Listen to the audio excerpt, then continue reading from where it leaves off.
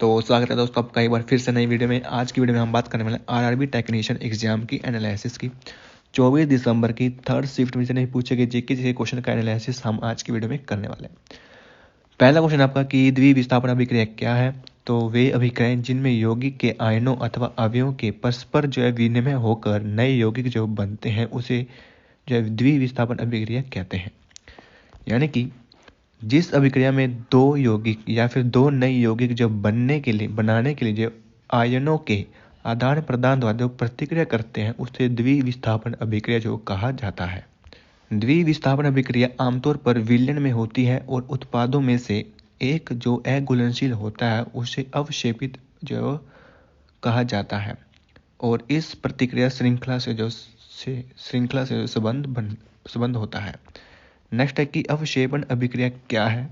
तो अवक्षेपण अभिक्रिया दोस्तों कि वो अवक्षेपण अभिक्रिया कोई भी अभिक्रिया जिसमें अघुलनशील पदार्थ का निर्माण होता है जो विलयन से अलग हो जाता है अवक्षेपण अभिक्रिया कहलाती है। बेरियम क्लोराइड विलयन और सोडियम सल्फेट के विलयन के बीच की अभिक्रिया में जो वो बेरियम सल्फेट एक अवक्षेपण के रूप में जो प्राप्त होता है जो अवक्षेपण अभिक्रिया का एक उदाहरण है। नेक्स्ट क्वेश्चन आपका यहाँ पर कि थॉमस हंट मॉर्गन ने जो अपने प्रयोगों के लिए जो किसका इस्तेमाल किया था। तो फल मक्खी या फिर ड्रोसोफिला और मेलानोगास्टर का जो उन्होंने यहाँ पर जो यूज़ किया था। थॉमस हंट मॉर्गन ने अपने प्रयोगों के लिए फल मक्खी या फिर ड्रोसोफिला और मेलानोगास्टर का जो इस्तेमाल किया था और मॉर्गन ने जब फल मक्खियों पर किए गए अपने प्रयोगों के जरिए आनुवांशिकी के क्षेत्र में जो कई अहम खोजें की थी। मॉर्गन ने पाया कि आंखों का रंग एक लिंग संबंधी जो लक्षण है। उन्होंने यह भी बताया कि गुणसूत्र आनुवांशिक जानकारी जो वो ले जाते हैं। लाली नेक्स्ट क्वेश्चन है यहाँ पर कि अगर किसी तार की लंबाई को दोगुना कर दें तो उसके प्रतिरोध पर जो क्या प्रभाव पड़ेगा। यानी कि जब किसी तार की लंबाई दोगुनी कर दी जाए तो उसका जो प्रतिरोध है वो जो है 4 गुना हो जाएगा। अगर किसी तार की लंबाई को दोगुना कर दिया जाए तो उसके प्रतिरोध जो 4 गुना हो जाएगा और ऐसा इसलिए होता है क्योंकि लंबाई दोगुनी करने पर तार का अनुप्रस्थ काट का क्षेत्रफल जो बढ़ जाता है आधा जो रह जाता है। नेक्स्ट क्वेश्चन था यहाँ पर कि किस यौगिक के जो एकल सहसंयोजक जो बंधन होते हैं। तो हाइड्रोजन और क्लोरीन के जो एकल सहसंयोजक बंधन होते हैं और अन्य एकल सहसंयोजक बंधन की बात करें तो उनमें है hydrogen chlorine, hydrogen chloride, methane और कार्बन मोनोऑक्साइड और आयोडीन ब्रोमाइड। दोस्तों एकल सहसंयोजक बंधन वाले अणुओं में 2 परमाणु होते हैं और जो 2 इलेक्ट्रॉनों को जो साझा करते हैं और जो आमतौर पर जो अगर सहसंयोजक यौगिक में सिर्फ एक हाइड्रोजन परमाणु जो होता है तो अणु में एकल सहसंयोजक बंधन जो होता है। नेक्स्ट है कि स्वाद रिसेप्टर्स जो कौन सा होता है। तो मीठा, खट्टा, कड़वा, नमकीन, अमामी जो है वो इसके जो स्वाद रिसेप्टर्स होते हैं। स्वाद रिसेप्टर्स जो है वो रिसेप्टर प्रोटीन होते हैं जो 5 मूल स्वादों को पहचानते हैं और वो स्वाद है मीठा, खट्टा, कड़वा, नमकीन और उमामी। स्वाद रिसेप्टर्स जीभ पर और ऊपरी पाचन तंत्र में जो मौजूद जो रिसेप्टर्स कोशिकाओं में जो पाए जाते हैं। स्वाद रिसेप्टर्स और स्वाद कलिकाओं के बीच का जो परस्पर क्रिया से ही जो मीठा, नमकीन, खट्टा, कड़वा और उमामी स्वाद का अनुभव होता है।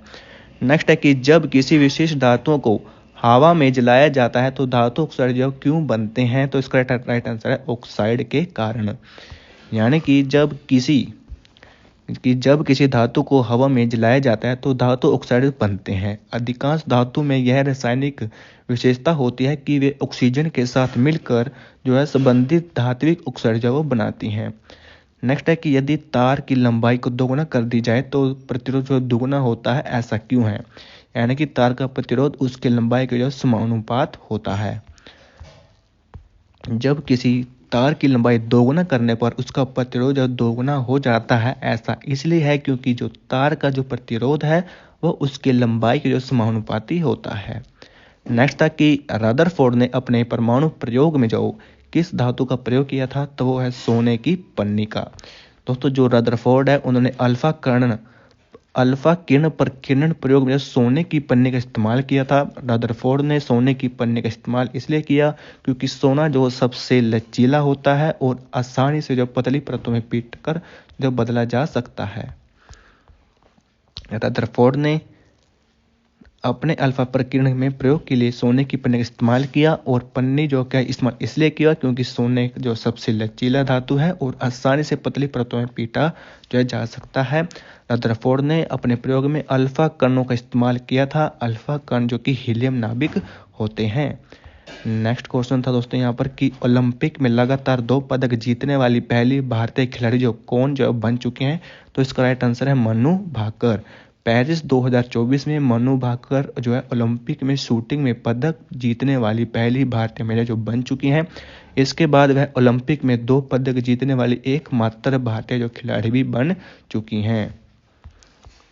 नेक्स्ट था कि अम्ल और क्षार के बीच वो होने वाली अभिक्रिया कौन सी है, तो इसका राइट आंसर है उदासीनीकरण।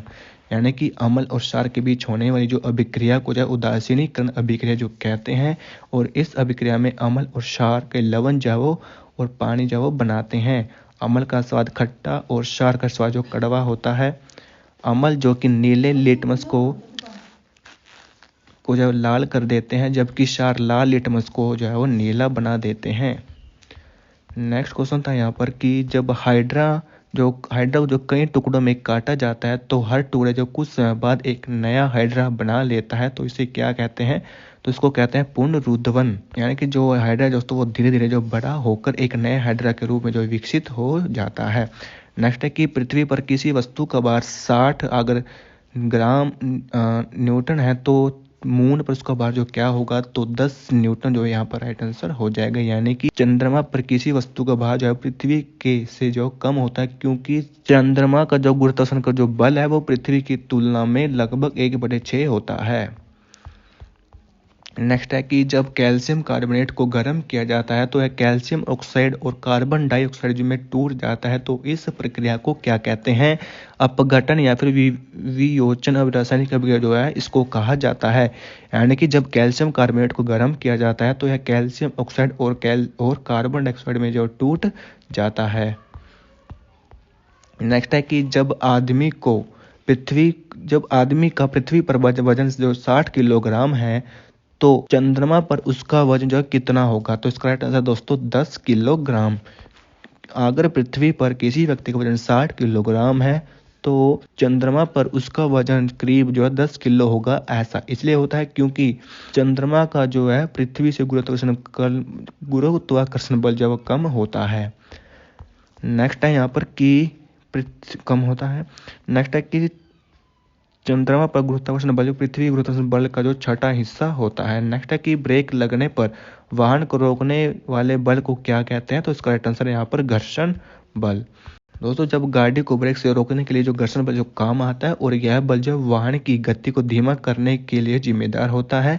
ब्रेक लगने पर पहिए का जो घर्षण बल जो है लगता है, जिससे वाहन की गति धीमी होती है और अंत में वाहन रुक जाता है। नेक्स्ट क्वेश्चन है आपका दोस्तों कि उत्तक के बारे में क्वेश्चन पूछा गया था। तो उत्तक के बारे में बात करें तो उत्तक जो कि कोशिकाओं का एक समूह होता है जो एक दूसरे से जुड़ी रहती हैं और एक विशेष काम करती हैं। उत्तक जो कि बहुकोषीय जीवों के संगठन को बढ़ाकर उसकी कार्य क्षमता में जो है सुधार करता है। उत्तक के अध्ययन को जो उत्तक विज्ञान कहा जाता है। तो दोस्तों ये थे आपके जीके जैसे क्वेश्चन। आपको वीडियो कैसी लगी दोस्तों लाइक कर देना और चैनल पर नए हो तो दोस्तों चैनल को जो है सब्सक्राइब भी कर लेना।